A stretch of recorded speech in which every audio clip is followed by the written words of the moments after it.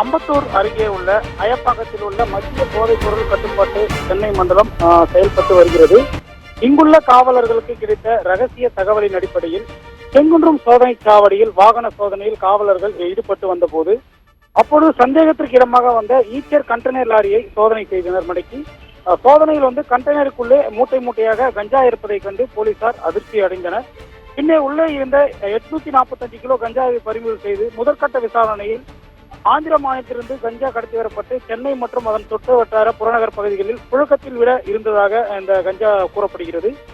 குறிப்பாக கஞ்சாவை கடத்தி வந்ததாக ஓட்டுநர் உட்பட 3 வரை கைது செய்து அவர்கள் யார் யார் மூலம் இந்த கஞ்சாவை கடத்தி வந்துள்ளனர், யார் யாருக்கு இதில் தொடர்பு உள்ளது மற்றும் பல்வேறு கோணங்களில் போலீசார் துருவி தீவிர விசாரணை மேற்கொண்டு வருகின்றனர்.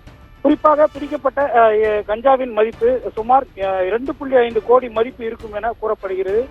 மேலும் அந்த கைது செய்யப்பட்ட 3 வரை அம்பத்தூர் கிளை சிறையில் ஆஜர்படுத்தி தற்போது நடவடிக்கை மேற்கொண்டுள்ளனர். குறிப்பாக ரகசிய தகவலின் அடிப்படையில் 845 கிலோ கஞ்சா சென்னைக்குள்ளே வரப்போது, அதாவது மத்திய போதைப் பொருள் கட்டுப்பாட்டு போலீசாரால் வாகன சோதனையில் சிக்கியுள்ள சம்பவம் சென்னை மற்றும் புறநகர் பகுதிகளில் உள்ளவர்களுக்கு பெரும் அதிர்ச்சியை ஏற்படுத்தி உள்ளது.